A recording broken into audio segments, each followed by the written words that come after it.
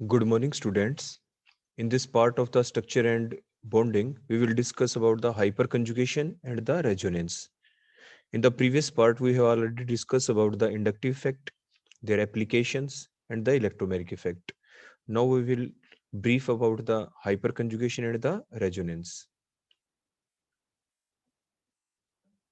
तो सबसे पहले हम हाइपरकंजुगेशन के बारे में देखेंगे कि हाइपरकंजुगेशन प्रोसेस क्या है। देखो नाम से पता चल रहा है जैसे कंजुगेशन कंजुगेशन का मतलब कुछ कोई चीज ऐसी है जो अल्टरनेटिवली प्रेजेंट होगी लेकिन विद सम कंडीशंस। तो उन कंडीशन के बेसिस के ऊपर हम इसकी डेफिनेशन को देखेंगे।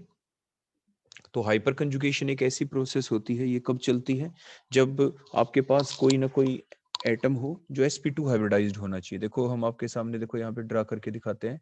मान लीजिए हमारे पास एक ऐसा कार्बन है जिसके ऊपर पॉजिटिव चार्ज है, तो आप पहले से जानते हैं कि वो sp2 हाइब्रिडाइज्ड होते हैं।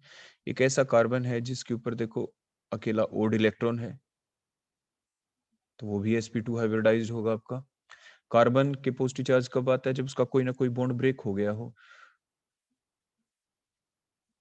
तो देखो 1 बॉन्ड, 2 बॉन्ड एंड 3 बॉन्ड्स हमने देखो शो कर दिए, 1 2 3। और कार्बन के पास ये अकेला इलेक्ट्रॉन हमने दिखा दिया 1 बॉन्ड ब्रेकेज के बाद। मींस ऊपर कार्बोकेटायन है, नीचे हमारे पास फ्री रेडिकल है। तो ये जो कार्बन है इसके देखो चारों तरफ आपको 3 सिग्मा बॉन्ड दिख रहे हैं, 1 सिग्मा, 2 सिग्मा, 3 सिग्मा। और हाइब्रिड स्टेट जब आप निकालते हैं तो उसका फार्मूला क्या होता है? Hybrid state is equal to sigma bond plus lone pair. तो इस कार्बन के ऊपर कोई लोन पेयर तो है नहीं, तो सिग्मा बॉन्ड 3 हो गए, 3 प्लस 0 इज इक्वल टू 3। तो बोलो आंसर क्या आ गया आपका? sp2। तो ये sp2 हाइब्रिडाइज्ड कार्बन एटम है। तो कंडीशन क्या है हाइपर कंजुगेशन प्रोसेस की? The process which takes place when sp2 hybridised carbon atom is attached with, देखो आगे हमने एक कार्बन और लिया, इस कार्बन के ऊपर देखो मान लीजिए हमने सिर्फ HH ही लगा दिए। तो अभी इस कार्बन के बॉन्ड गिने चारों तरफ कितने? 4 हैं, देखो 1 2 3 एंड 4। और चारों के चारों सिग्मा बॉन्ड है। तो ये जो कार्बन है इसकी हाइब्रिडाइजेशन बोलो क्या हो जाएगी? इसकी हो जाएगी sp3। क्यों? क्योंकि सिग्मा बॉन्ड तो बोलो कितने इसमें? 4, लोन पेयर कोई है नहीं, तो 4 4 का मतलब sp3। फिर हम ऐसा क्यों कहते हैं कि sp3? क्योंकि आप सभी जानते हैं कि जो s सब शेल होती है उसके अंदर एक ही ऑर्बिटल होते हैं, तो एक ही s यूज कर सकते हैं, आप एक से ज्यादा s यूज नहीं कर सकते। पी जो होता है, पी के अंदर आपके 3 ऑर्बिटल होते हैं, बाद में जो हाइब्रिडाइजेशन में इन्वॉल्व होंगे वो 3 ऑर्बिटल होंगे। देखो पी के 3 हो गए, sp4 भी आप कभी नहीं कह सकते क्योंकि मैक्सिमम पी सब शेल के अंदर 3 ही ऑर्बिटल होते हैं। तो इस तरीके से आप इन चीजों को ध्यान रखते हैं। तो इसकी हाइब्रिडाइजेशन हो गई sp3। क्लियर हो गया? तो मीन्स ये जो कंपाउंड आपको दिखाई दिया इसके अंदर अब हाइपर हाइपर कंजुगेशन की प्रोसेस चल सकती है। क्यों चल सकती है? क्योंकि इसके अंदर एक sp2 हाइब्रिडाइज्ड कार्बन एटम हो गया, देखो ये। और ये sp2 हाइब्रिडाइज्ड कार्बन एटम किससे अटैच है? Is attached with sp3 hybridised carbon atom which contain at least 1 H atom. और इस sp3 वाले के ऊपर कम से कम एक H होना चाहिए, बल्कि यहाँ पे तो 3 3 H है। तो हाइपर कंजुगेशन की प्रोसेस चल जाएगी। So the process which takes place when sp2 hybridized carbon atom is attached to the sp3 hybridized carbon atom having at least 1 H atom is called the hyperconjugation। आप नीचे free radical के case में भी देख सकते हैं कि ये जो कार्बन है इसके उसी बेसिस के ऊपर देखो हमने देखा तो हाइब्रिड स्टेट तो देखो 3 सिग्मा बॉन्ड है, 1 2 3। तो 3 से sp2 हाइब्रिडाइजेशन आ गई। आगे इसी टाइप से अगर हम यहाँ पे एक carbon attach CH3 group for example हम अटैच करके दिखा देते हैं, तो ये कौन सा कार्बन हो गया बोलो यहाँ पे? ये आपका sp3 कार्बन हो गया। देखो उसी टाइप से जैसे अभी हमने ऊपर आपको समझाया था। तो कार्बोकेटायन हुए चाहे आपके फ्री रेडिकल हुए, दोनों के अंदर हाइपर कंजुगेशन की प्रोसेस चल सकती है ऑन दैट बेसिस, जैसे अभी आपको बताया गया। क्लियर हो गया? तो डेफिनेशन बोलो क्या बनी आपकी हाइपर कंजुगेशन की? कि the process which takes place when sp2 hybridised carbon atom is attached to a sp2 hybridized carbon atom attached to sp3 hybridized carbon atom which contain further at least 1 H atom, तो आपकी hyper conjugation की process से चल जाएगी। तो देखो हमने ये दिखाया यहाँ पे प्राइमरी कार्बोकेटायन हमने ले लिया कि वो कार्बन जिसके ऊपर देखो पॉजिटिव चार्ज है, वो कार्बन जिसपे पॉजिटिव चार्ज है उससे एक ही R ग्रुप अटैच है। देखो एक CH3 हमने दिखा रखा है। तो ये कार्बन जिसपे पॉजिटिव चार्ज अभी आपको बताया गया, ये जो फार्मूला हाइब्रिड स्टेट का sigma bond plus lone pair के बेसिस पे इसकी हाइब्रिडाइजेशन sp2 आ गई। जिस नेक्स्ट कार्बन से देखो ये अटैच है, ये एक sp3 हाइब्रिडाइज कार्बन एटम है। अब इसमें होता क्या है? देखो वो कार्बन जिसके ऊपर देखो पॉजिटिव चार्ज है, इसको तो अपनी ऑक्टेट को कंप्लीट करने के लिए, वैलेंसी कंप्लीट करने के लिए ये एडजेसेंट कार्बन एटम से इलेक्ट्रॉन लेगा ही। लेकिन एडजेसेंट कार्बन एटम अपने इलेक्ट्रॉन कैसे दे?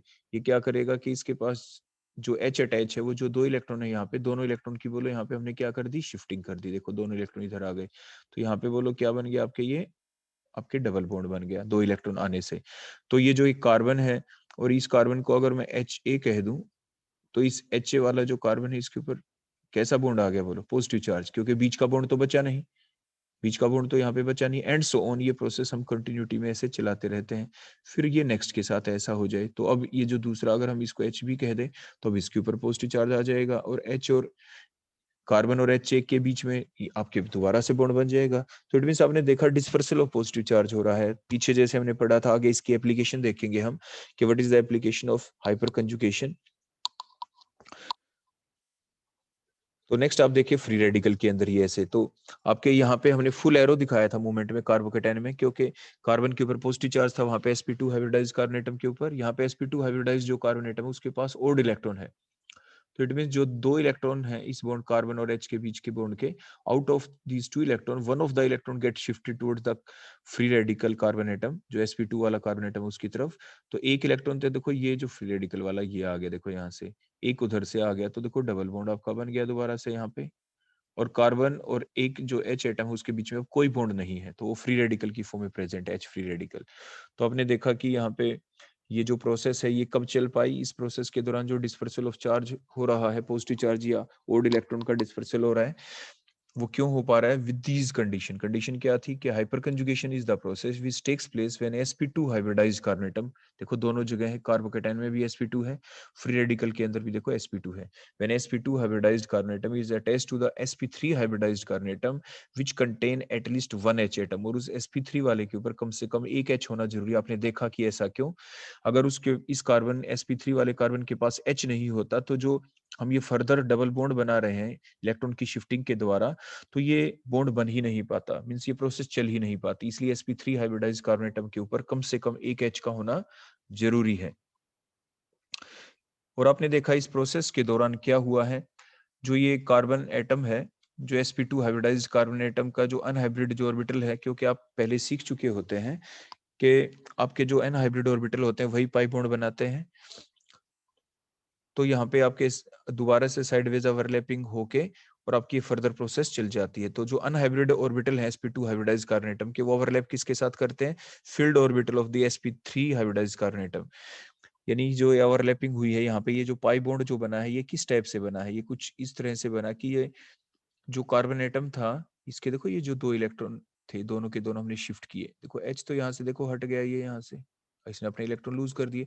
तो ये ऑर्बिटल जो है ये हवा में तो है नहीं, these are present in the, these electrons are present in the orbital, orbital के अंदर ही तो है।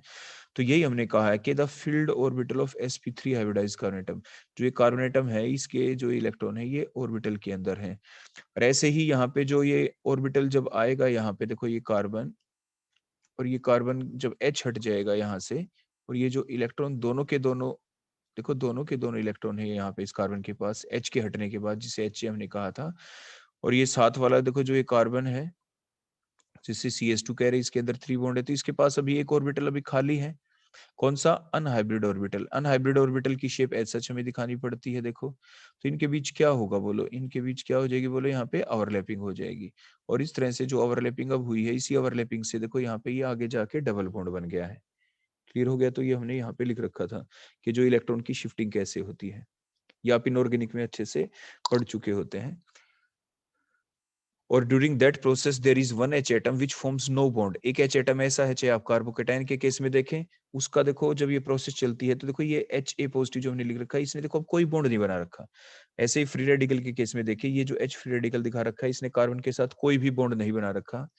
So during that hyperconjugation process, there is one H atom which forms no bond with the carbon atom. So that process is called the no bond resonance. So the hyperconjugation is called the no bond resonance because in different hyperconjugated structure there is one H atom which forms no bond with the carbon atom. इसलिए इसको no bond resonance भी कह देते हैं। और जो hyperconjugation process है, it is given by the Baker and the Nathan. So it is also called as the Baker-Nathan effect. और जितना ज्यादा डिस्पर्सल होगा, पहले हम इंडक्टिव फैक्ट के बेसिस पे हमने एक्सप्लेन किया था कार्बोकेटाइन के अंदर डिस्पर्सल का, तो यहाँ पे भी ऐसा ही होगा कि more the dispersal of the charge more will be the stability. तो जैसे जैसे ये हाइपर कंजुगेटेड स्ट्रक्चर बनेगी, जैसे मैंने आपको बताया प्राइमरी कार्बोकेटाइन के केस में देखिए पहले पॉजिटिव चार्ज देखो कार्बन के ऊपर था, उसके बाद जब इलेक्ट्रॉन की मूवमेंट हुई तो पॉजिटिव चार्ज देखो एक H के ऊपर आ गया, HA जिसे हमने कहा था, देखो ये HA कहा था। उसके बाद जो नेक्स्ट HB वाला है वो अपने इलेक्ट्रॉन इधर दे देगा, तो जिसकी वजह से अब की बार पॉजिटिव चार्ज HB पे आ जाएगा, फिर HC पे आ जाएगा।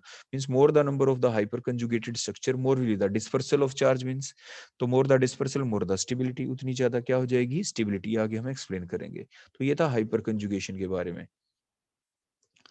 तो the number of the hyper conjugated structure किस पे डिपेंड करती है, the number of the H atom attached to the sp3 hybridised carbon atom. ये कितनी बनेगी हाइपर कंजुगेटेड स्ट्रक्चर, ये जो देखो कार्बन है जो sp3 हाइब्रिडाइज्ड कार्बन एटम, अगर इस sp3 हाइब्रिडाइज्ड कार्बन एटम के ऊपर जहां पे ये हमने H लगा रखे, अगर ये H ना होते, यहाँ पे हम फर्दर CH3 लगा देते, तो क्या हाइपर कंजुगेशन प्रोसेस चलती? नहीं। हाइपर कंजुगेशन प्रोसेस तभी चलती है कि जब ये जो sp2 हाइब्रिडाइज्ड कार्बन एटम है, इससे जो next sp3 hybridised carbon atom जो अटैच है, इसके ऊपर H होने जरूरी है।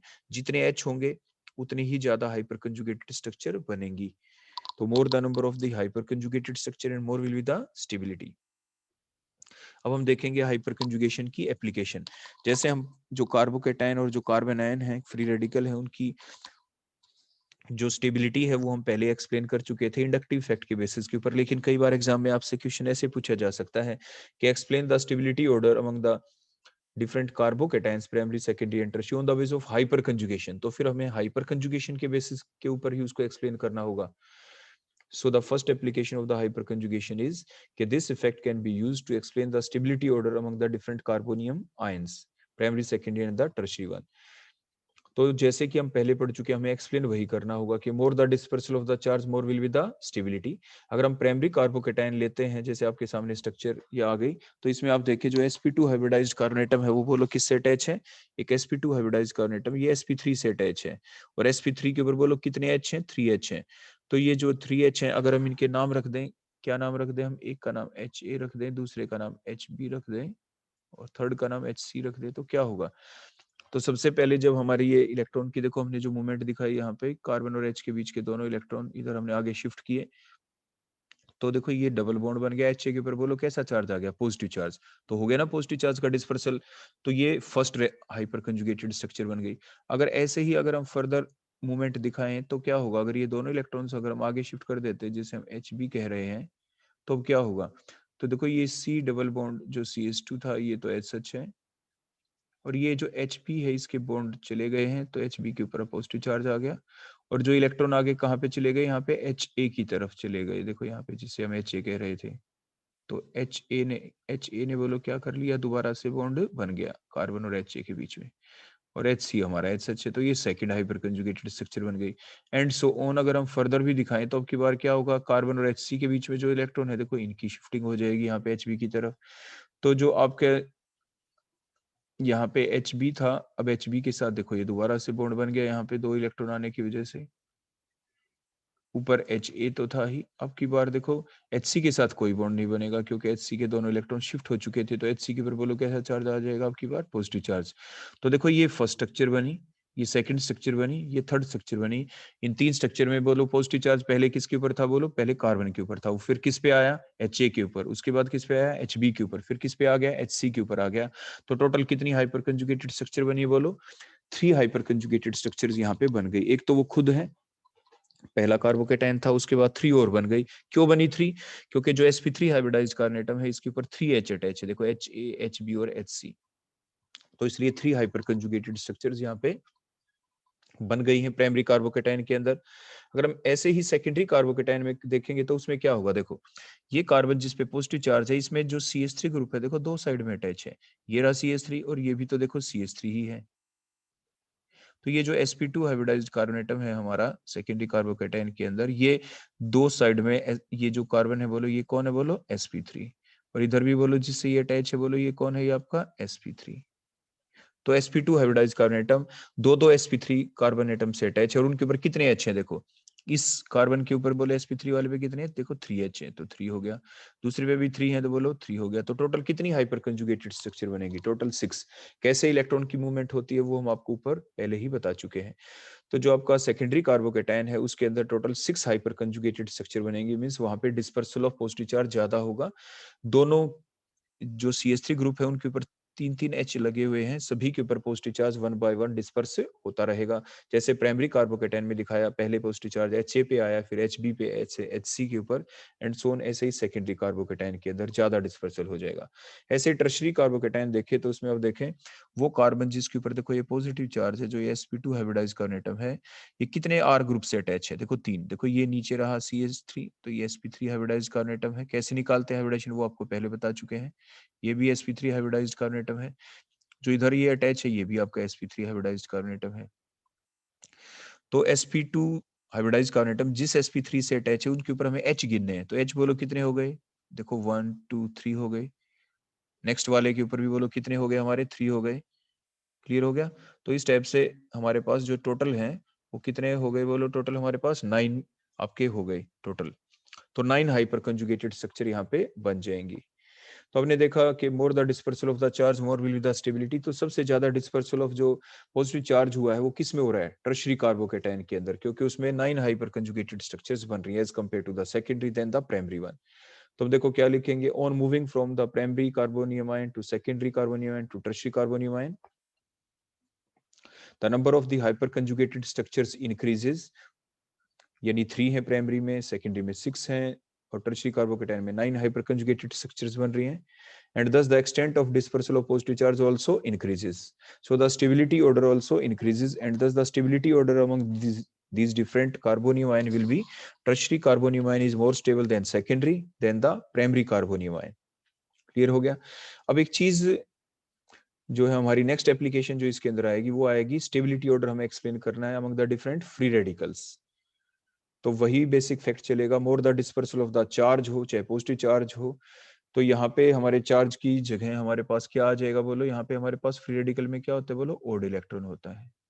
तो ये तो हमने बेसिक फैक्ट लिखा है। बेसिकली हम ये जानते हैं कि more the dispersal of charge positive charge और द नेगेटिव चार्ज और द लोन पेयर इलेक्ट्रॉन और the odd electron more will be the stability, उतनी ज्यादा स्टेबिलिटी होगी। अब हम देखते हैं हमारे फ्री रेडिकल के अंदर। सबसे पहले हमने लिया प्राइमरी फ्री रेडिकल।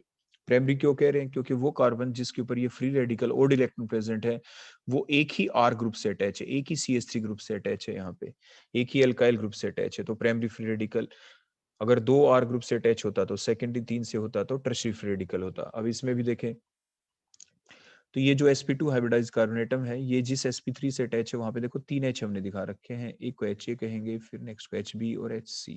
तो इनके बीच में जो 2 इलेक्ट्रॉन है यहाँ पे 1 इलेक्ट्रॉन सेकंड इलेक्ट्रॉन, तो हाफ एरो से दिखा एक इलेक्ट्रॉन की मूवमेंट हुई, देखो हाफ एरो इधर से, तो 2 आपके ये डबल बॉन्ड बन गया। और अब जो HA है उसके ऊपर बोलो क्या आ गया, ओड इलेक्ट्रॉन आ गया। तो हो गया ना डिस्पर्सल ऑफ ओड इलेक्ट्रॉन।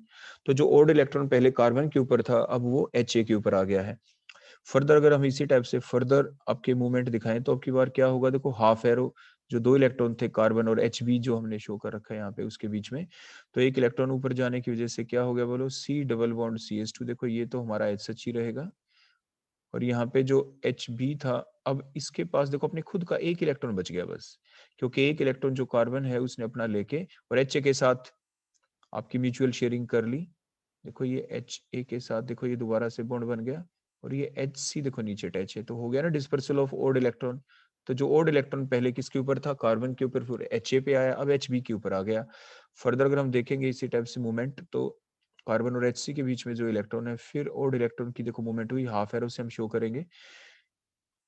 तो जिसकी वजह से अब की बार जो नया बॉन्ड बनेगा वो किसके बीच में बन जाएगा, now the new bond will be formed in between the carbon and the HB। देखो एक इलेक्ट्रॉन कार्बन का है दूसरा HB का है, तो ये नया बॉन्ड बन गया। और जो HC है उसके पास अपना अपना एक इलेक्ट्रॉन बच गया और ये HA को हमने देखो HH दिखा दिया। तो हमने देखा ओड इलेक्ट्रॉन का देखो डिस्पर्सल हुआ है, जो ओड इलेक्ट्रॉन पहले कार्बन के पास था फिर HA के पास आ गया, फिर HB के पास, फिर HC के पास। तो टोटल 3 हाइपर कंजुगेटेड स्ट्रक्चर्स बन गए यहाँ पे प्राइमरी फ्री रेडिकल के अंदर, like that in case of the primary carbocation जो हमने डिस्कस किया था। अगर हम देखेंगे ऐसे ही सेकेंडरी फ्री रेडिकल के अंदर, तो सेकेंडरी फ्री रेडिकल के अंदर ये जो कार्बन है जिसके पास ओड इलेक्ट्रॉन जो sp2 हाइब्रिडाइज्ड कार्बन एटम है, ये दो sp3 हाइब्रिडाइज्ड कार्बन एटम से अटैच है। ये sp3, ये sp3। अब sp3 के ऊपर हमें H काउंट करने होते हैं, तो टोटल कितने H है? इस CH3 के ऊपर देखो 3 और दूसरे वाले CH3 पे भी 3 है, टोटल 6 हाइपर कंजुगेटेड स्ट्रक्चर बन जाएंगी। मूवमेंट ओड इलेक्ट्रॉन की ऐसी होगी जैसे कि हमने प्राइमरी फ्री रेडिकल में आपके सामने एक्सप्लेन किया। टर्शियरी के अंदर अगर आप देखेंगे टर्शियरी फ्री रेडिकल में, तो वो कार्बन जिसके पास ओड इलेक्ट्रॉन है ये sp2 हाइब्रिडाइज्ड है, और ये अटैच किन से है? तीन तीन sp3 हाइब्रिडाइज्ड कार्बन एटम देखो हो गए 1 2 एंड द ये थर्ड वन। तो इसलिए टोटल हाइपर कंजुगेटेड स्ट्रक्चर कितनी बनेगी? एक CH3 में 3H है, तो आपके ये 3 हो गया। तो इस टाइप से आपके टोटल 9 हाइपर कंजुगेटेड स्ट्रक्चर इसके अंदर बन जाएंगी। तो more the dispersal of the odd electron here, the more will be the stability. तो हम क्या करेंगे? On moving from primary free radical to secondary to tertiary free radical, the number of the hyper conjugated structure increases. देखो 3 से 6 से 9 हो गई, and thus the extent of dispersal of odd electron also increases and the stability also increases. So the tertiary free radical is more stable than the secondary than the primary one. देखो एक चीज यहाँ पे आ जाती है हमारी कि अभी तक जो हमने एक्सप्लेन की है स्टेबिलिटी ऑर्डर, वो हमने कार्बोकेटायन और फ्री रेडिकल के बीच में एक्सप्लेन की है। कई बार स्टूडेंट ये पूछ लेते हैं कि सर ये बताएं कि हमें अगर हम ये जो कार्बोकेटायन फ्री रेडिकल की बजाय अगर हम कार्बेनाइन ले लेते तो क्या होता? देखो कार्बेनाइन ले लेते तो देखो ऐसा होता कि मान लीजिए वो कार्बन जिसके ऊपर देखो ये नेगेटिव चार्ज हमने दिखाया, और अगर ये एक ही कार्बन से अटैच होता देखो इस टाइप से, देखो ये हम दिखा देते हैं ऐसे, तो कंडीशन पूरी नहीं होती हाइपर कंजुगेशन में जो हमने लिख रखा था कि एक sp2 हाइब्रिडाइज्ड कार्बन एटम का होना जरूरी है। देखो ये जो कार्बन है पहले वाला, इसकी जो हाइब्रिडाइजेशन है वो sp2 नहीं है। क्यों? क्योंकि इसके देखो 3 तो सिग्मा बॉन्ड हो गए, एक सिग्मा बॉन्ड तो ये हो गया, 2 H लगे हुए हैं तो 3 सिग्मा बॉन्ड। क्योंकि हाइब्रिड स्टेट निकालने का फार्मूला क्या होता है जो आपको पहले बताया गया था कि सिग्मा बॉन्ड प्लस में लोन पेयर, तो इस कार्बन के ऊपर तो एक लोन पेयर भी आ गया है, तो 3 sigma bond plus 1 lone pair, answer आ गया 4। तो 4 का मतलब हाइब्रिडाइजेशन बोलो क्या हो गई? sp3। तो ये कार्बन की हाइब्रिडाइजेशन sp3, और नेक्स्ट भी sp3 है, ये आपका देखो चारों के चारों सिग्मा बॉन्ड है इसके अंदर 1 2 3 एंड 4। तो यानी जो कंडीशन थी हाइपर कंजुगेशन की वो क्या थी कि when sp2 hybridised carbon atom is attached with the sp3 hybridise carbonate, तो sp2 ही नहीं है। तो इस कंपाउंड के अंदर इसलिए हम कहते हैं कि हाइपर कंजुगेशन उस कंडीशन के बेसिस के ऊपर अब यहाँ पे इसके अंदर चल ही नहीं पाएगी। तो जब कभी आपके कोई क्वेश्चन आता है तो हम किसके बेसिस पे एक्सप्लेन करते हैं स्टेबिलिटी हाइपर कंजुगेशन को? जब हम यूज करते हैं तो या तो कार्बोकेटाइन यूज करते हैं या फ्री रेडिकल, हम कार्बोनाइन को यूज नहीं करते हैं, क्योंकि जो मेन कंडीशन है वही यहाँ पे सेटिस्फाई नहीं होती है कि एक sp2 हाइब्रिडाइज कार्बन एटम का होना जरूरी है। तो ये हमने देखी एप्लीकेशन। इसके बाद नेक्स्ट हमारी टर्म आ जाती है रेजोनेंस, और इसे हम मीजोमेरिज्म भी कहते हैं। तो रेजोनेंस क्या है? रेजोनेंस एक ऐसी प्रोसेस है जिसके द्वारा a molecule is represented in more than one form. Molecule को हम एक से ज्यादा फॉर्म्स के अंदर रिप्रेजेंट करते हैं, तो उस प्रोसेस को हम रेजोनेंस कहते हैं। जैसे बेंजीन है, बेंजीन के अंदर देखो ये साइक्लिक कंजुगेशन है, हम पहली टर्म्स में पढ़ा चुके हैं कंजुगेशन के बारे में। तो जिसकी वजह से क्या हुआ कि ये जो पाई इलेक्ट्रॉन्स हैं देखो, ये अगर आगे शिफ्ट हो जाएंगे तो कार्बन के ऊपर देखो पहले से इस कार्बन के 4 बॉन्ड ही थे, देखो 1 2 3 4 4 बॉन्ड पहले से थे। दोनों इलेक्ट्रॉन अगर शिफ्ट कर देंगे तो ये जो कार्बन है इसके अब 5 बॉन्ड हो जाएंगे, तो ये 5 बॉन्ड नहीं रखेगा, 4 करेगा। तो क्या करेगा? 1 बॉन्ड को ब्रेक करेगा। ब्रेक कौन सा होगा? जो वीक है। वीक कौन सा है? Pi bond. इसलिए देखो पाई बॉन्ड की आगे शिफ्टिंग होगी यहाँ पे, सिग्मा बॉन्ड की नहीं। तो ऐसा करने से देखो ये जो कार्बन है इसके ऊपर देखो इसके पहले से 4 बॉन्ड थे, देखो 1 2 3 एंड 4। अब ये पाई इलेक्ट्रॉन इधर आएंगे, देखो यहाँ पे ये डबल बॉन्ड यहाँ पे बनेगा, तो क्या हो जाएगा? 5 बॉन्ड हो जाएंगे। इसलिए इन इलेक्ट्रॉन की शिफ्टिंग फर्दर आगे हमें करनी पड़ी, तो यहाँ पे जाके देखो ये डबल बॉन्ड बन गया।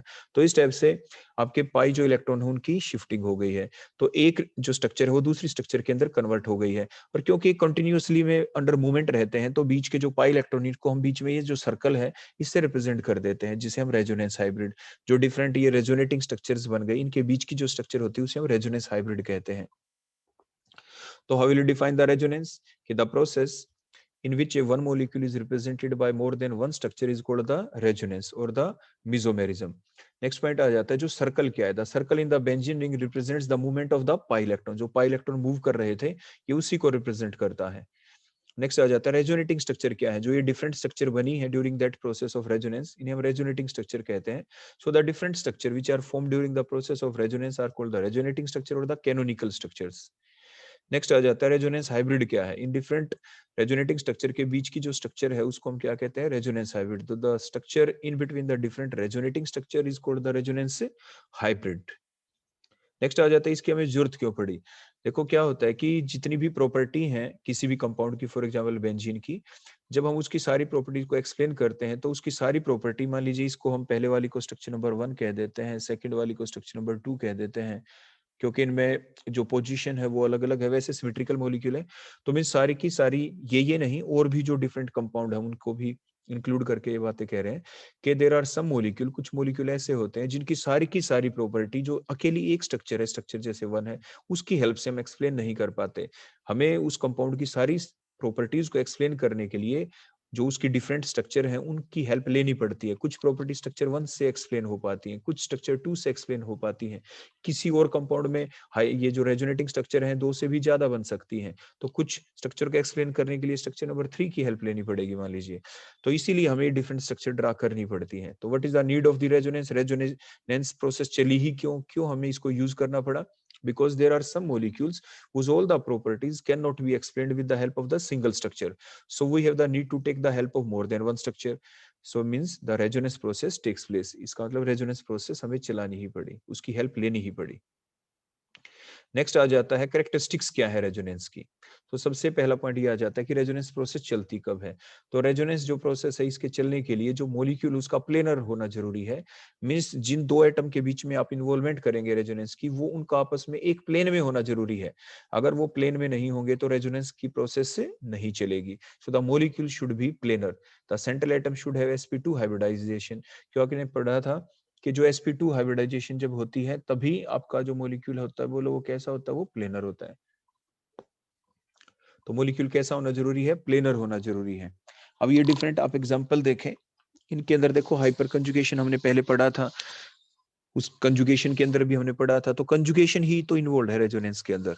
तो देखो आपने पीछे पढ़ा था ना कंजुगेशन में कि वो प्रोसेस कब चलती है कंजुगेशन, जब कोई डबल बॉन्ड, देखो ये जो डबल बॉन्ड है, देखो हमने दिखाया, देखो बेंजीन रिंग का किसी एक डबल बॉन्ड को हम इंक्लूड कर लेते हैं। मान लीजिए ये डबल बॉन्ड है, ठीक है, ये डबल बॉन्ड है, हर एक के अंदर देखो ये पहला डबल बॉन्ड हमने दिखाया, ये डबल बॉन्ड, इधर से ये डबल बॉन्ड हमने दिखा दिया, ठीक है, ये डबल बॉन्ड हमने शो कर दिया। When the double bond is present alternatively, when double bond is present alternatively इधर विद डबल बॉन्ड और विद ओड इलेक्ट्रॉन, देखो यहाँ पे, और विद लोन पेयर और विद नेगेटिव चार्ज और विद पॉजिटिव चार्ज। जब डबल बॉन्ड किसके साथ ऑल्टरनेटिवली प्रेजेंट हो, या तो डबल बॉन्ड के साथ ही, या ओड इलेक्ट्रॉन के साथ, या लोन पेयर के साथ, या नेगेटिव चार्ज के साथ, या पॉजिटिव चार्ज के साथ, तो ये जो डबल बॉन्ड है इसकी मूवमेंट हो जाएगी। यहाँ पे डबल बॉन्ड के अंदर जो पाई इलेक्ट्रॉन्स है उनकी मूवमेंट हो जाएगी, और पाई इलेक्ट्रॉन्स की जब मूवमेंट हो जाएगी तो एक नई स्ट्रक्चर आ जाएगी, मीन्स वो नई रेजोनेटिंग स्ट्रक्चर बन जाएगी, मीन्स रेजोनेंस की प्रोसेस चलेगी। लेकिन ऐसा होगा कब, ऐसा तभी होगा, देखो जो हम आपको एक डायग्राम बना के बताते हैं। मान लीजिए ये हमारे पास ये बेंजीन रिंग था, और जो ये हमने दिखा रखा है ना, देखो यहाँ पे ये जो पाई बॉन्ड बनते हुए, देखो यहाँ पे ये देखो कैसे बना है। ये पाई बॉन्ड देखो कुछ इस टाइप से बना है बेंजीन रिंग के अंदर। देखो ये ऑर्बिटल हमने शो किया, ये ऑर्बिटल देखो हमने शो किया। देखो ये ऐसे साइडवेज ओवरलैपिंग हो रही है, ऐसे साइडवेज ओवरलैपिंग जब हुई है तभी ये पाई बॉन्ड बना है, देखो ये वाला। अब होगा क्या, अब ये जो ओड इलेक्ट्रॉन हमने दिखा रखा है ये कहाँ पे प्रेजेंट है, देखो ये ओड इलेक्ट्रॉन फॉर एग्जांपल जो हमने देखो ये दिखा रखा है, ये जो ओड इलेक्ट्रॉन देखो हमने दिखा रखा है ये भी एक ऑर्बिटल के अंदर ही प्रेजेंट है, देखो ऐसे। अगर ये जो दो ऑर्बिटल है, देखो ये वन ऑर्बिटल और ये जहां पे डबल बॉन्ड बनने वाला, देखो ये जो ऑर्बिटल है, ये दोनों अगर एक प्लेन में है तो देखो अब आगे क्या हो सकता है, मूवमेंट क्यों होगी, देखो वो तभी हो सकता है कि जब ये जो कार्बन है जिसके पास देखो ये ओड इलेक्ट्रॉन था, देखो हमने ये शो कर दिया यहाँ पे, देखो जिसके अंदर ये ओड इलेक्ट्रॉन था यहाँ पे, ठीक है। और ये जो दो इलेक्ट्रॉन थे देखो ये अलग अलग ऑर्बिटल के अंदर थे, म्यूचुअल शेयरिंग से ही जो बॉन्ड बना था, पाई बॉन्ड भी। तो क्या हुआ कि जो ये कार्बन है, देखो ये वाला कार्बन जो ओवरलैपिंग पहले अपने राइट वाले देखो इसके साथ कर रहा था, अब इसके साथ ओवरलैपिंग छोड़ देगा, अपने इलेक्ट्रॉन की अब कहाँ पे करेगा, देखो इधर ये साइड से ओवरलैपिंग कर पाया। देखो ऐसे क्यों कर पाया, क्योंकि जो है दो ऑर्बिटल्स हैं ये एक दूसरे के सेम प्लेन के अंदर है, ये 90 डिग्री के ऊपर होते, एक प्लेन में नहीं होते, तो क्या ये ओवरलैपिंग हो पाती, ये ओवरलैपिंग बिल्कुल भी नहीं हो पाती। तो वही हमने लिखा है जो मोलिक्यूल है वो बोलो कैसा होना जरूरी है, प्लेनर होना जरूरी है। तो जो हम यहाँ पे इन्वॉल्वमेंट दिखाना चाहते हैं, जो डिस्पर्सल दिखाना चाहते हैं, रेजोनेंस प्रोसेस दिखाना चाहते हैं, वो कैसे दिखाना चाहते हैं कि देखो जो ओड इलेक्ट्रॉन था पहले, देखो इस ऊपर वाले कार्बन के ऊपर था, देखो यहाँ पे था ना ओड इलेक्ट्रॉन। अब जब ये फर्दर मूवमेंट हमने दिखाई इलेक्ट्रॉन की, तो अब ओड इलेक्ट्रॉन, देखो अकेला इलेक्ट्रॉन यहाँ पे रह गया बेंजीन रिंग वाले कार्बन के ऊपर, क्योंकि यहाँ पे जो आपकी ग्रुप लगा हुआ था उनके बीच में, उन ऑर्बिटल्स के बीच में देखो ओवरलैपिंग हो गई, तो हो गया ना डिस्पर्सल ऑफ ओड इलेक्ट्रॉन। वो जो ऊपर जो CH2 ग्रुप लगा हुआ था उसके ऊपर जो ओड इलेक्ट्रॉन था, अब ओड इलेक्ट्रॉन उसके ऊपर ना होके बेंजीन वाले कार्बन के ऊपर अकेला इलेक्ट्रॉन बच गया, क्योंकि ये प्रोसेस चली जिसका नाम था रेजोनेंस। और ऐसा क्यों हो पाया, ऐसी ये साइडवेज ओवरलैपिंग क्यों हो पाई, वो इसलिए हो पाई क्योंकि ये जो ग्रुप लगा हुआ है और जो बेंजीन रिंग है, they all are present in the same plane.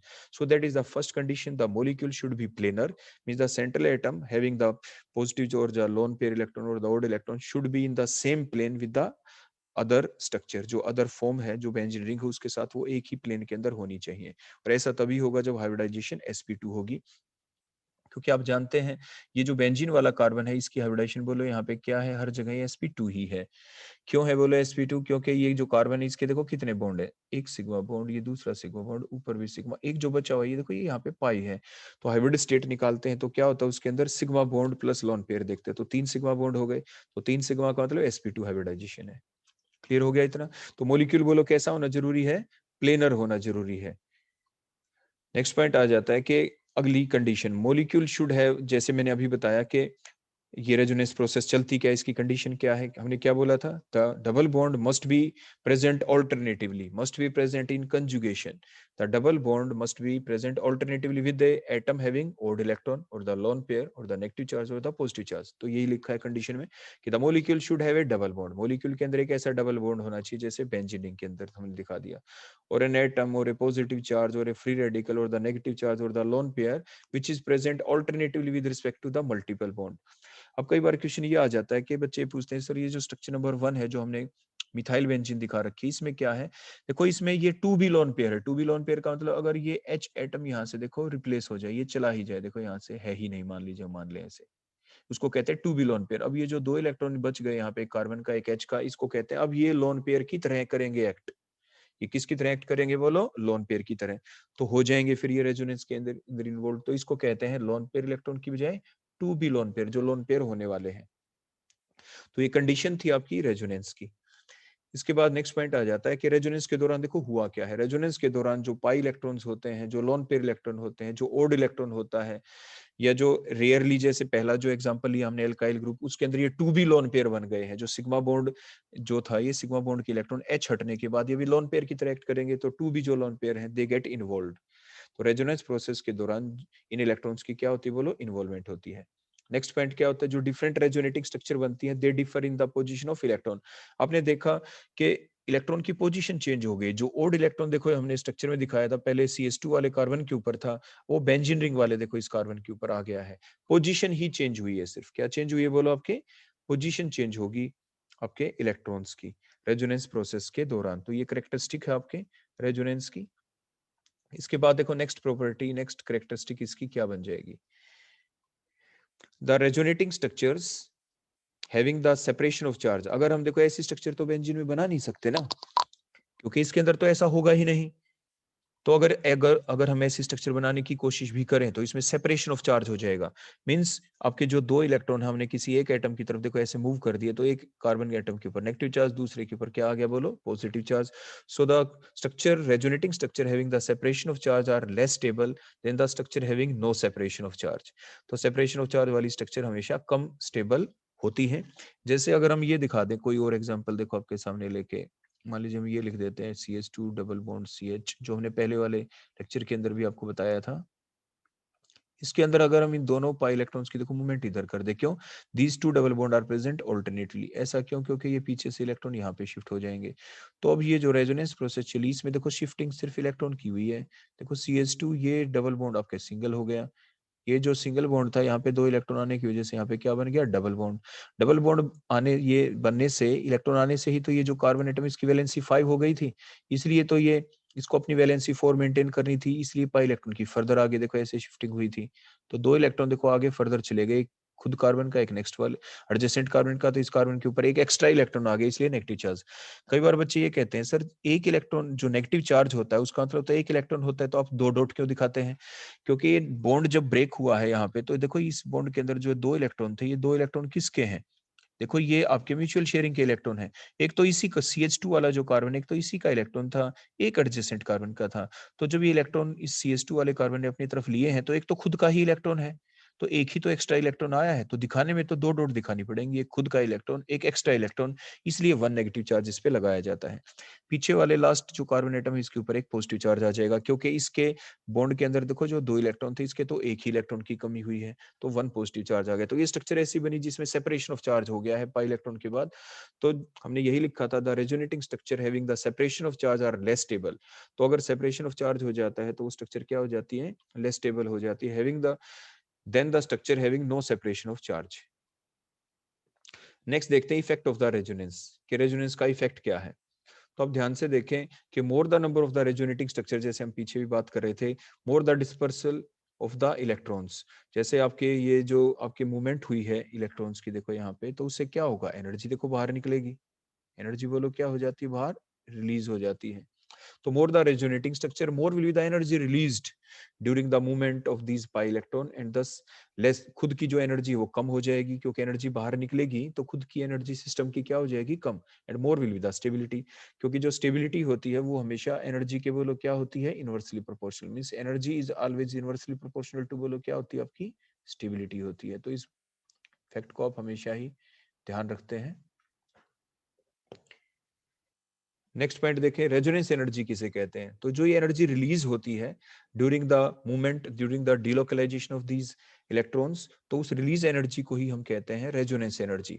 So the amount of the energy released during the process of resonance is called the resonance energy. और जितनी ज्यादा एनर्जी बाहर निकल जाएगी, खुद की एनर्जी कम और स्टेबिलिटी क्या हो जाएगी, ज्यादा। तो द डिफरेंस, अब देखो ये जो आपकी रेजोनेंस हाइब्रिड स्ट्रक्चर बनी है यहाँ पे, और जो ये आपकी डिफरेंट रेजोनेटिंग स्ट्रक्चर बनी है, इनकी जो एनर्जी के बीच का डिफरेंस है उसी को आप क्या कहते हैं, बोलो रेजोनेंस एनर्जी। अब हमने लिखा है डेफिनेशन में कि the difference of energy in between the resonance hybrid की energy and the most stable resonating structure.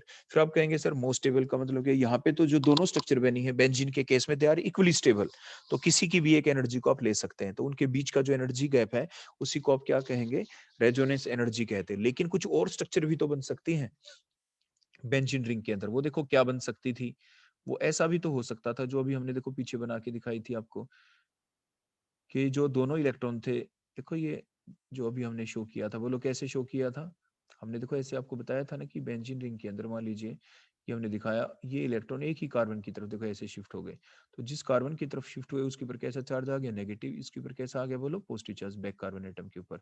तो ये भी तो एक स्ट्रक्चर है, लेकिन ये तो क्या है, ये तो लेस स्टेबल है as compare to the other structure, क्योंकि इनके अंदर कोई सेपरेशन ऑफ चार्ज नहीं है, so they are more stable resonating structure. ये रेजोनेटिंग स्ट्रक्चर क्या है, बोलो that is the less stable resonating structure. तो हमें जो डिफरेंस देखना है वो किसके बीच देखना है, resonance hybrid and the most stable resonating structure. Most stable तो यही है जिनके अंदर कोई भी आपका सेपरेशन ऑफ चार्ज नहीं है।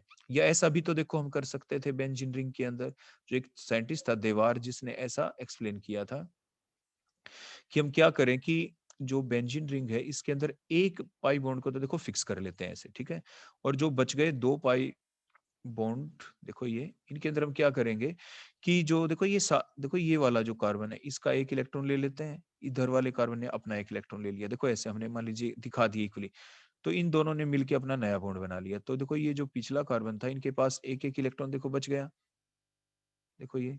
तो अब ये क्या करे, इन्होंने देखो आपस में ऐसे बॉन्ड बना लिया, तो इसकी वजह से जो कंजुगेशन थी वो तो फिनिश होगी ना, double single double single double single, वो तो बचा ही नहीं सिस्टम के अंदर। तो ये भी एक रेजोनेटिंग स्ट्रक्चर है, लेकिन ये एक लेस रेजोनेटिंग स्ट्रक्चर है। और ये जो ऐसी स्ट्रक्चर का जो आइडिया दिया था वो एक साइंटिस्ट था जिसका नाम था देवार, तो इसलिए इसको कहते हैं देवार स्ट्रक्चर।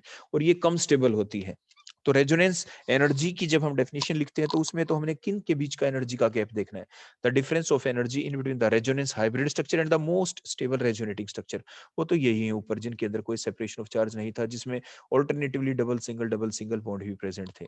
तो ये थी सेंसिस की जो ये लाइन हमने लिखी थी कि the difference of energy in between the resonance hybrid structure and the most stable structure. क्योंकि ये बची हुई जितनी भी और स्ट्रक्चर देखो जो हमने बना के दिखाई, ये सारी की सारी स्ट्रक्चर बोलो क्या है, they all are less stable.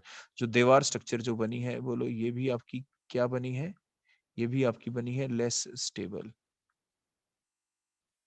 Clear हो गया। अब नेक्स्ट देखते हैं कि it is to be noted that more the value of resonance energy more will be the stability. वो तो हम बता ही चुके हैं आपको पहले कि जितनी ज्यादा रेजोनेंस एनर्जी होगी, रेजोनेंस एनर्जी कोई और नहीं, आप हमेशा ये माइंड में रखें, ये एक रिलीज्ड एनर्जी है, ये निकलने वाली एनर्जी है, जो एनर्जी निकलती है उसको हम रेजोनेंस एनर्जी कह रहे हैं। It is the released energy, कि जितनी ज्यादा एनर्जी बाहर निकलेगी उतनी ज्यादा क्या हो जाएगी, स्टेबिलिटी। क्योंकि बाहर एनर्जी जितनी ज्यादा निकलेगी, खुद की एनर्जी कम और स्टेबिलिटी क्या हो जाएगी, ज्यादा।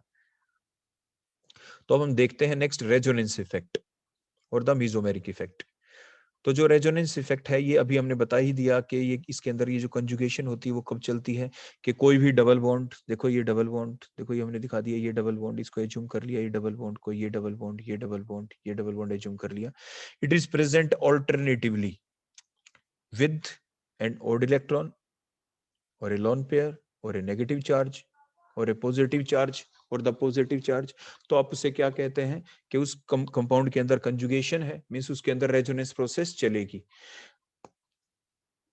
तो देखो डेफिनेशन क्या बनी कि रेजोनेंस इफेक्ट की the effect in which a group present alternatively on the conjugated system like in the benzene ring will either decrease or increase the electron density on the conjugated system. In case of the benzene, it will, that particular effect will takes place at the ortho and the para position. तो ये ortho और para position के ऊपर ये effect चलता है। तो आप ऐसे इफेक्ट को कहते हैं रेजोनेंस इफेक्ट। रेजोनेंस इफेक्ट एक ऐसा इफेक्ट होता है जिसके दौरान जो ग्रुप बेंजीन रिंग के ऊपर लगा हुआ है वो क्या करता है, बेंजीन रिंग के ऊपर या तो इलेक्ट्रॉन डेंसिटी को बढ़ाता है या बेंजीन रिंग से इलेक्ट्रॉन डेंसिटी को घटा देता है। मींस या तो इलेक्ट्रॉन रिलीजिंग ग्रुप होंगे वो, या इलेक्ट्रॉन विड्राइंग ग्रुप होंगे। अगर वो इलेक्ट्रॉन डेंसिटी को बढ़ाएंगे तो सिर्फ दो ही पोजीशन को, जहां पे ये ग्रुप लगा हुआ होता है, देखो बेंजीन रिंग के ऊपर ये ग्रुप लगा होता है, इसको तो आप इप्सो कार्बन एटम कहते हैं। इसको कौन सा कार्बन एटम कहते हैं, इप्सो। से नेक्स्ट वाला जो कार्बन होती है दो पोजीशन, राइट ऑफ लेफ्ट दोनों साइड में ऑर्थो पोजीशन, नेक्स्ट टू कौन सी होती है, मेटा पोजीशन, और लास्ट वाली जो पोजीशन है वो क्या होती है, बोलो आपकी पैरा पोजीशन। तो जब भी रेजोनेंस इफेक्ट चलता है तो उसके दौरान जो इलेक्ट्रॉन रिलीजिंग ग्रुप होंगे, जो इलेक्ट्रॉन बढ़ाएंगे तो कहाँ पे बढ़ाएंगे, वो आपके ऑर्थो और पैरा पोजीशन के ऊपर बढ़ाएंगे। और इलेक्ट्रॉन विड्राइंग ग्रुप जब इलेक्ट्रॉन डेंसिटी को छीनेंगे तो वो ऑर्थो पैरा के ऊपर से इलेक्ट्रॉन डेंसिटी को घटाएंगे।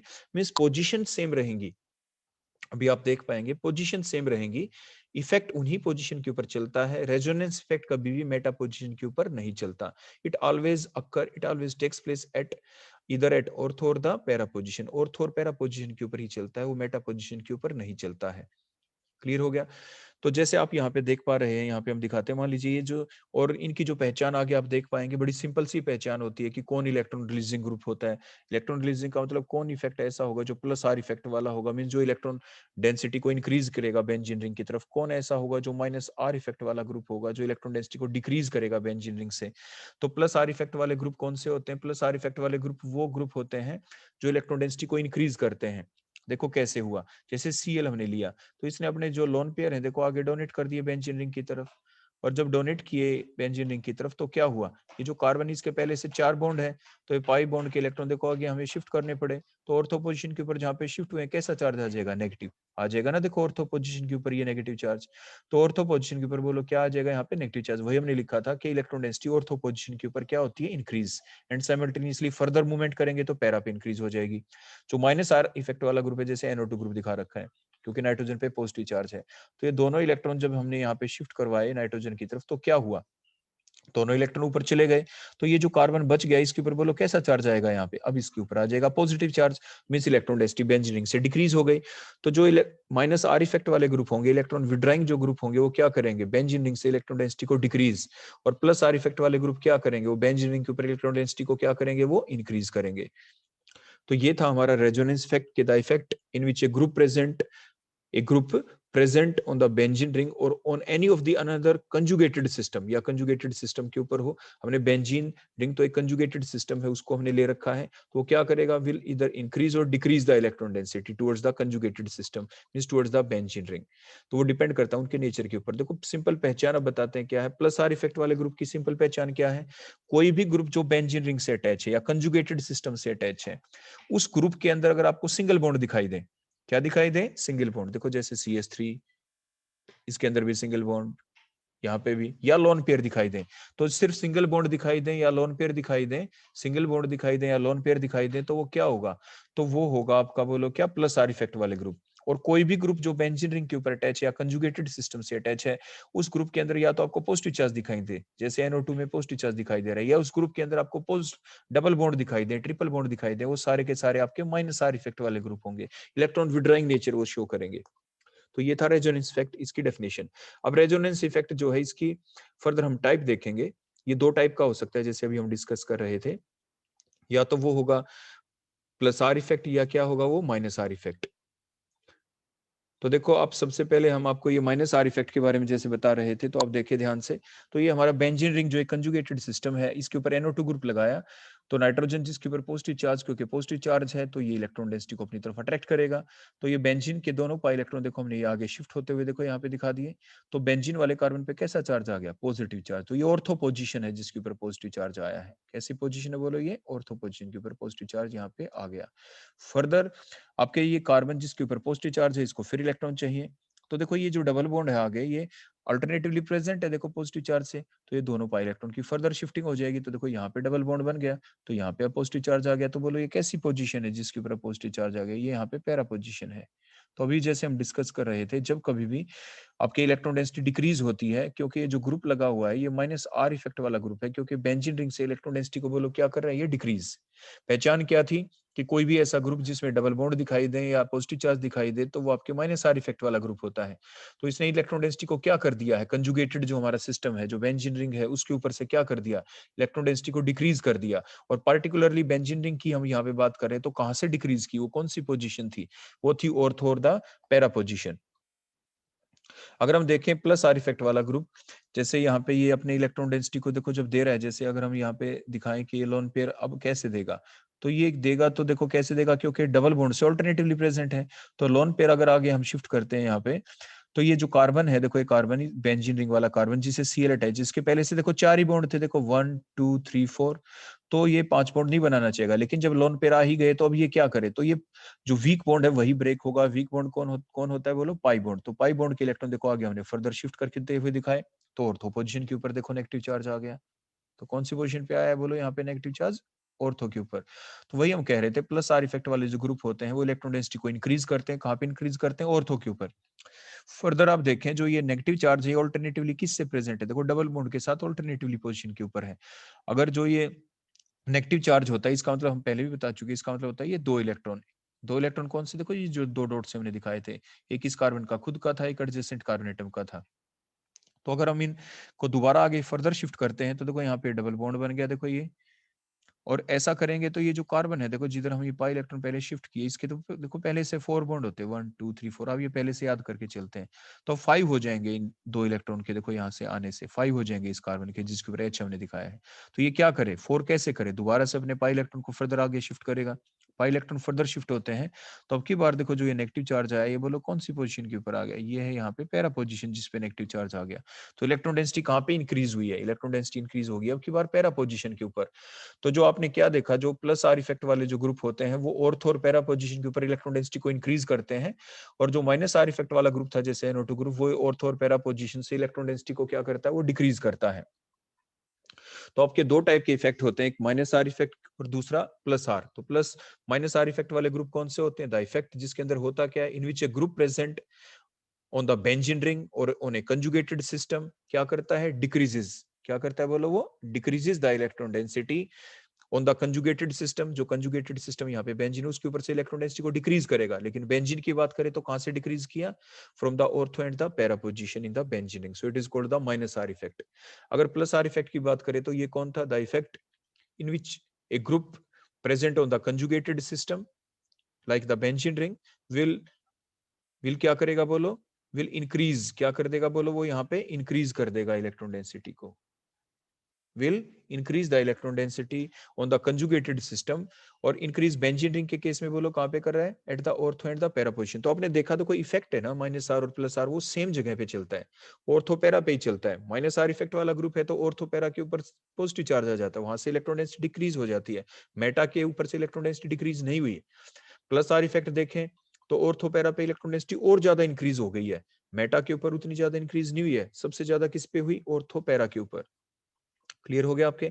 तो देखो अगर हम इसी बात को देखें, अगर अब जो हम बात करें कि ये बेंजीन रिंग कैसी रिएक्शन दिखाता है, हमारे अगले पॉइंट के अंदर आएगा बेंजीन रिंग कैसी रिएक्शन दिखाता है, क्योंकि जो बेंजीन रिंग होते हैं ना, इन बेंजीन रिंग के ऊपर हमेशा ही हाई पाई इलेक्ट्रॉन डेंसिटी होती है।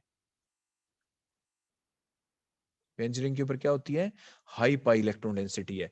तो इसलिए बेंजीन रिंग के ऊपर कौन अटैक करेगा, मान लीजिए हमारे पास कोई रिएजेंट है, अगर हम कहते हैं जैसे हम लास्ट लेक्चर में हमने बताया था HCl है, तो H पॉजिटिव और Cl नेगेटिव है मान लीजिए, तो जो पॉजिटिव चीजें होती हैं इन्हें हम हमेशा इलेक्ट्रोफाइल कहते हैं, ई पॉजिटिव इन्हें हम इलेक्ट्रोफाइल कहते हैं, जो नेगेटिव चीजें होती हैं उन्हें न्यूक्लियोफाइल कहते हैं। तो आप हमें ये बताएं, बेंजीन रिंग के ऊपर हाई पाई इलेक्ट्रॉन डेंसिटी है, तो बेंजीन रिंग के ऊपर अटैक कौन करेगा, जहां पे इलेक्ट्रॉन डेंसिटी ज्यादा है, जहां पे नेगेटिव चार्ज ज्यादा है, उस पर अटैक कौन करेगा, कोई पॉजिटिव चीज। इट मींस बेंजीन रिंग के ऊपर जब भी कोई अटैक करता है तो वो कौन करता है, वो हमेशा कोई ना कोई इलेक्ट्रोफाइल ही करता है। बोलो कौन करता है, कोई ना कोई इलेक्ट्रोफाइल करता है।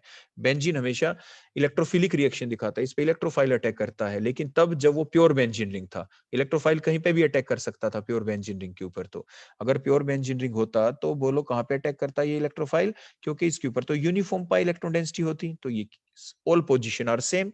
बेंजीन के अंदर तो कभी कोई ऑर्थो मेटा पैरा पोजीशन होती नहीं ना, because all position are same, electron density equally distributed है over all the 6 carbon atom. लेकिन जब बेंजीन रिंग के ऊपर कोई ग्रुप लगा देते हैं, चाहे वो माइनस आर वाला लगाएं चाहे प्लस आर वाला लगाएं, तो बेंजीन रिंग के 6 कार्बन एटम के ऊपर इक्वली जो इलेक्ट्रॉन डेंसिटी डिस्ट्रीब्यूट नहीं होती, इलेक्ट्रॉन डेंसिटी का डिस्ट्रीब्यूशन हो जाता है। जैसे माइनस आर इफेक्ट ग्रुप लगाते हैं तो उसने क्या किया था, उसने ऑर्थो और पैरा पोजीशन के ऊपर से इलेक्ट्रॉन डेंसिटी को देखो डिक्रीज कर दिया, इलेक्ट्रॉन डेंसिटी वहां से कम हो गई है, वहां पे पॉजिटिव चार्ज आ गया ऑर्थोपैरा पे, तो वो कौन सी जगह जहां पे पॉजिटिव चार्ज नहीं है, वो बच गई मेटा पोजीशन। इसलिए अगर प्लस माइनस आर इफेक्ट वाला ग्रुप अगर लगा हुआ हो बेंजीन के ऊपर, तो अगर हम कोई इलेक्ट्रोफाइल आता है रिएक्शन करने के लिए इस कंपाउंड में, फॉर एग्जांपल नाइट्रोबेंजीन है, तो कहां पे करेगा अटैक, वो करेगा इस पोजीशन के ऊपर जहां से इलेक्ट्रॉन डेंसिटी डिक्रीज नहीं हुई। बोलो ये कौन सी पोजीशन है, ये है मेटा पोजीशन। लास्ट वाली पोजीशन बोलो कैसी थी, ये थी यहाँ पे पैरा पोजीशन। तो जो बेंजीन रिंग के ऊपर कोई माइनस आर इफेक्ट वाला ग्रुप हो और उस कंपाउंड के अंदर हमें इलेक्ट्रोफाइल का अटैक करवाना हो, तो बोलो वो कहां पे करेगा अटैक, तो ये माइनस आर वाला जो NO2 ग्रुप है ना, ये कहेगा आने वाले इलेक्ट्रोफाइल को कि भाई इलेक्ट्रोफाइल आप ऑर्थो पैरा पोजीशन पे ना जाएं, वहां पे मैंने इलेक्ट्रो डेंसिटी को डिक्रीज कर दिया है, आप मेटा पोजीशन के ऊपर जाएं, आप वहां पे अटैक करें। मींस जो माइनस आर इफेक्ट वाले ग्रुप हैं ये डायरेक्ट्स करते हैं, डायरेक्शन देते हैं इनकमिंग इलेक्ट्रोफाइल को, they directs the incoming electrophile towards the meta position. इसलिए इन सारे माइनस आर इफेक्ट वाले ग्रुपों को मेटा डायरेक्टिंग ग्रुप भी कहते हैं। इन सभी को हम क्या कहते हैं, they are called meta directing group because they directs the incoming electrophile towards the meta position. अगर हम प्लस आर इफेक्ट ग्रुप वालों की अगर हम बात करें यहाँ पे, तो क्या होगा, जो प्लस आर आर वाले जो ग्रुप हैं उन्होंने क्या किया, इलेक्ट्रॉन डेंसिटी को कहां पे इंक्रीज कर दिया, ऑर्थोपैरा पे। तो इट मींस आपके जो माइनस आर इफेक्ट वाला ग्रुप था वहां पे तो एक ही प्रोडक्ट बनेगा, क्योंकि पोजीशन ही एक है वहां पे। तो जब बेंजीन रिंग के ऊपर कोई माइनस आर इफेक्ट वाला ग्रुप अटैच होता है, तो उस वक्त हमारे पास कितने प्रोडक्ट बनने होते हैं, सिर्फ एक मेटा प्रोडक्ट, इस मेटा पे अटैक किया इलेक्ट्रोफाइल ने।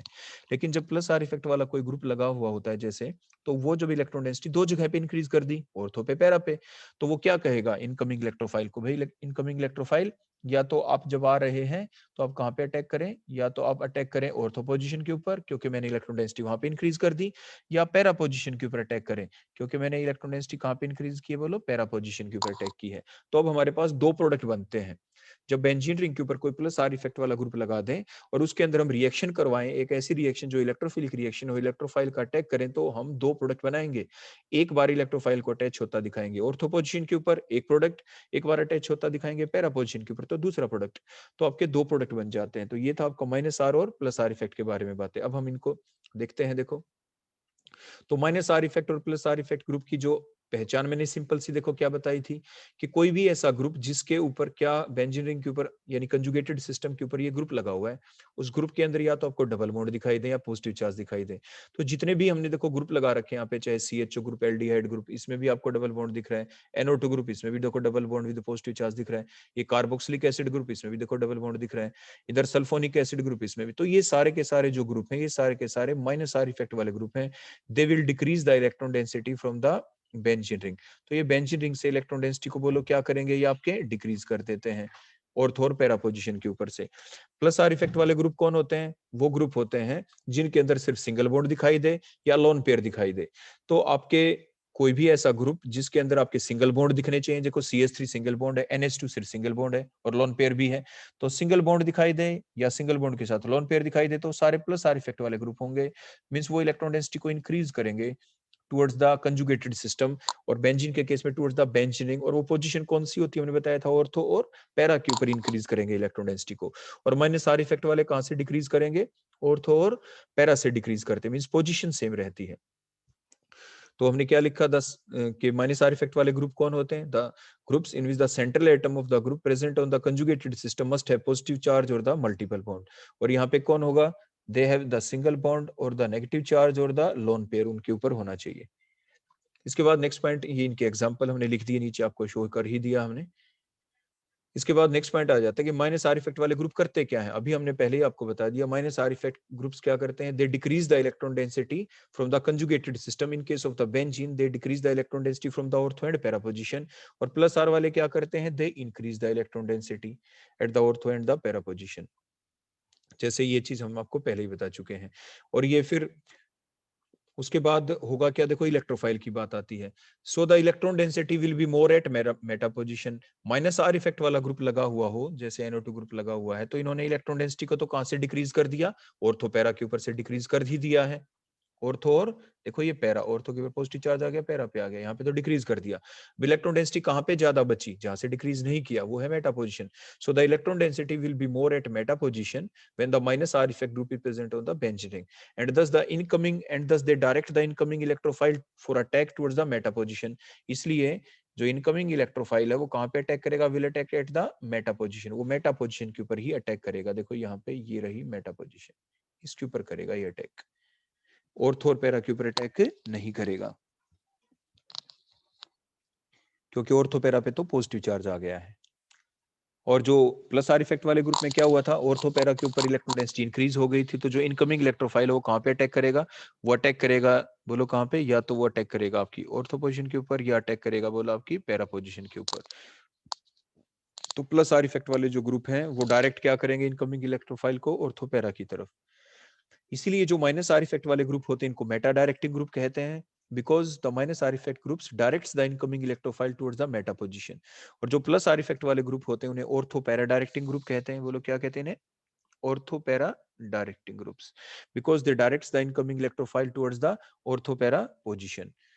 तो ये हमने नेक्स्ट पॉइंट देखा आपके माइनस आर और प्लस आर इफेक्ट ग्रुप्स के बारे में।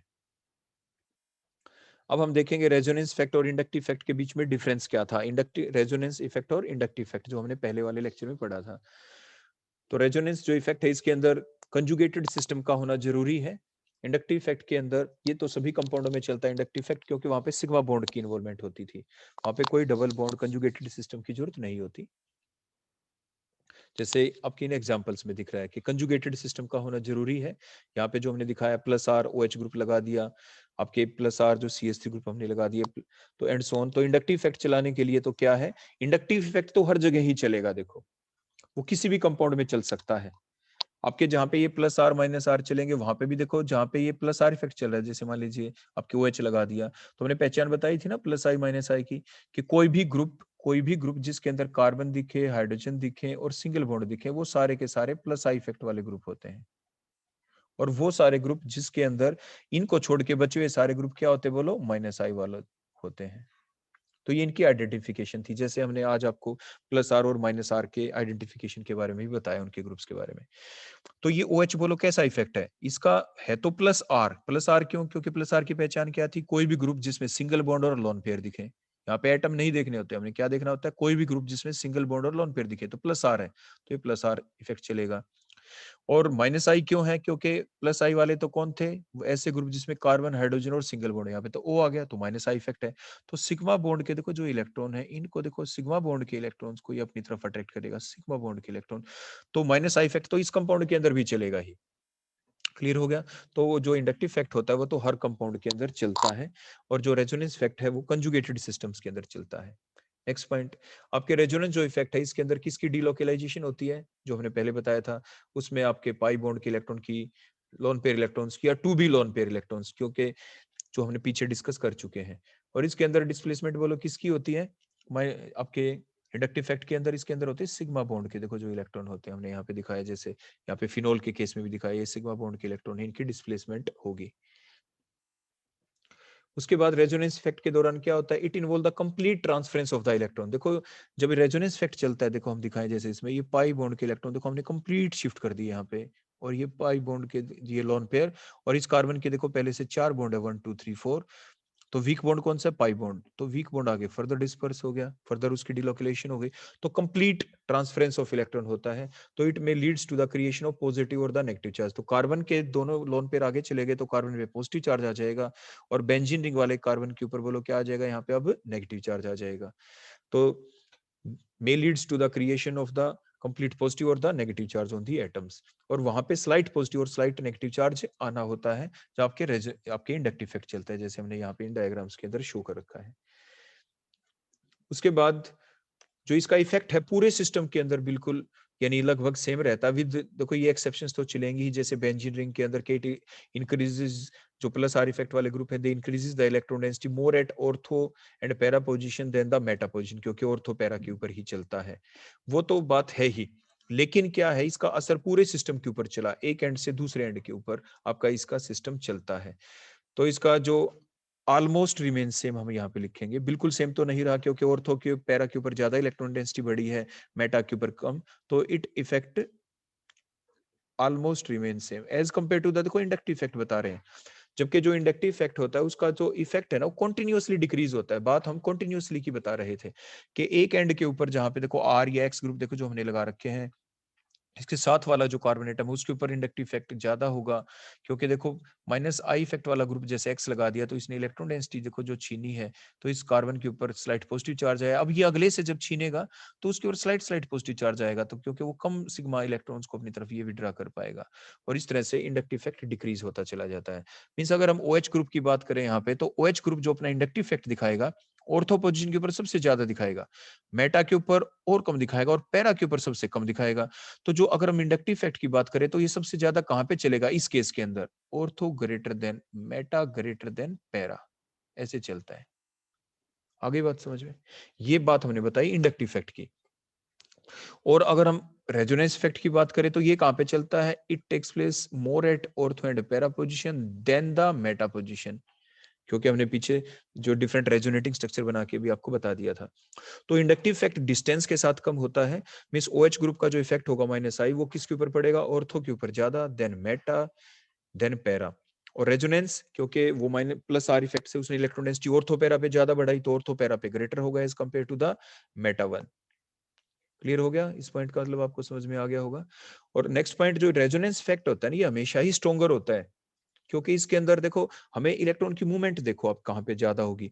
देखो जो सिग्मा इलेक्ट्रॉन होते हैं ये हमने पहले ही आपको डिस्कस किया था, ये स्ट्रॉन्ग बॉन्ड होता है, स्ट्रॉन्गली बाउंड इलेक्ट्रॉन्स होते हैं सिग्मा इलेक्ट्रॉन, इनकी डिस्पर्सल इनकी मूवमेंट इजीली नहीं होती है, जबकि लोन पेयर तो मोस्ट फ्री इलेक्ट्रॉन है। उसके बाद loosely bound electron pi electron है, तो रेजोनेंस इफेक्ट के दौरान लोन पेयर की इन्वॉल्वमेंट हो रही है, पाई इलेक्ट्रॉन की मूवमेंट हो रही है, क्योंकि वो लूजली बाउंड इलेक्ट्रॉन है तो उनकी मूवमेंट इजीली होगी, तो जिसमें डिस्पर्सल जल्दी हो इलेक्ट्रॉन का इधर से उधर, तो वही आपका एक स्ट्रॉन्गर इफेक्ट होता है। तो किसमें डिस्पर्सल ज्यादा होगा, किसमें मूवमेंट ज्यादा होगी, आपके रेजोनेंस इफेक्ट में, तो it is a stronger effect than the inductive effect. तो resonance effect is stronger because it involves the movement of the loosely bound pi or the lone pair electrons, और inductive effect is a weaker effect because it involves the displacement of strongly bound sigma electrons। तो ये इनके बीच आपने difference देखे। Thank you.